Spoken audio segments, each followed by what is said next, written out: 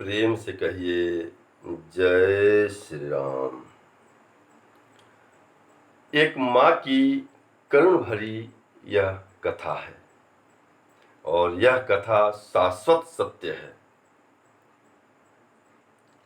माँ के कलेजे को बेटा चाहे 1000 टुकड़े काट कर फेंक दे तो क्या, माँ के हर एक कलेजे से यही आवाज निकलेगा, जुग जुग जियो मेरे लाल, जुग जुग जियो मेरे लाल। एक बूढ़ी माँ थी, उसका एक 18 वर्षीय लड़का था। वह एक लड़की से बहुत ही प्रेम करता था और उस लड़की से वह कहा कि मैं तुमसे बहुत ही प्रेम करता हूँ और मैं तुमसे शादी करना चाहता हूँ। वह लड़की कहती है कि आप में तभी मुझसे प्रेम हो पाएगा जब तुम अपने माँ के कलेजे को निकालकर मुझे सौंप दोगे। यह बात सुनकर वह खंजर उठाता है और माँ के कलेजे को लाने के लिए चल देता है। रात का 12 बज रहा है। माँ बेटे का इंतजार कर रही है कि कब मेरा लाल आएगा और मैं उसे भोजन करा के और तब मैं भोजन करूं, उसके बाद मैं सोऊं।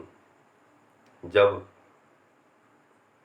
उनका बेटा जाता है उनके पास तो माँ उन्हें भोजन करा देती है और भोजन करा के स्वयं भोजन करती है और फिर सो जाती है। लड़के को नींद नहीं आ रहा है, इसलिए कि उसे कलेजे को लेकर जाना है। जब माँ सो जाती है तो वह खंजर उठाता है और माँ के कलेजे को निकाल लेता है और उस कलेजे को लेकर अपने प्रेमिका के पास चल देता है।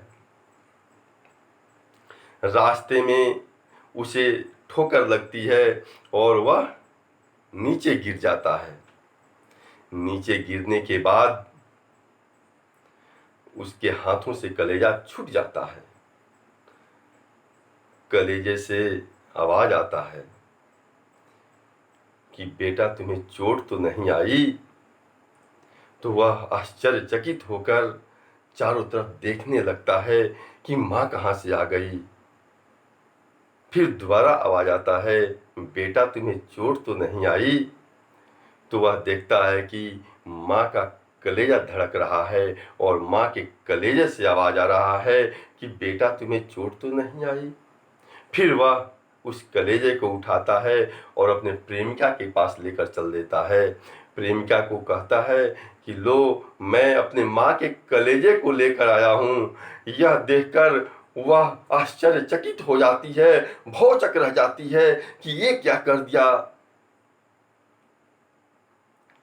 और तुम उस माँ के कलेजे को लेकर आए हो जिसने तुम्हें 9 माह तक अपने गर्भ में रखा, 18 वर्ष का तुम्हें पाल पोस कर बड़ा कर दिया। उस माँ के कलेजे को लेकर आए हो। अरे मूर्ख, तुम अपने माँ का ना हो सका तो मेरा क्या होगा। और यह कह के उसे त्याग देती है। वह फूट फूट कर रोने लगता है। अब पछताए क्या होता है जब चिड़िया चुग गई खेत। अरे तुमने पहले नहीं सोचा तो अब पछता कर क्या करोगे। पुलिस आती है और उसे पकड़कर लेकर चली जाती है।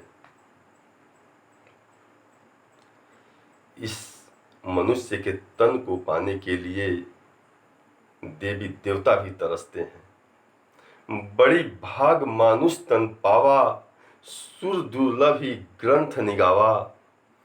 बड़े भाग्य से यह मनुष्य तन प्राप्त हुआ है और यह मनुष्य तन अगर तुम प्राप्त कर लिए हो तो अपने माँ का सेवा करके आवागमन से मुक्त हो जाओ। अगर तुम अपने माँ बाप का सेवा कर लेते हो, उन्हें कोई कष्ट नहीं देते हो, उन्हें उनकी हर बात को सिरोधार्य कर रहे हो तो ईश्वर निश्चय ही प्रसन्न हो जाएगा, निश्चय ही खुश हो जाएगा। इसमें कोई संदेह नहीं है। इसलिए अगर ईश्वर को प्रसन्न करना हो, परमात्मा को खुश करना हो तो अपने माँ बाप को खुश कर दो, परमात्मा निश्चय ही प्रसन्न हो जाएगा। इसमें कोई संदेह नहीं है, कोई दोमत नहीं है। प्रेम से कहिए जय श्री राम।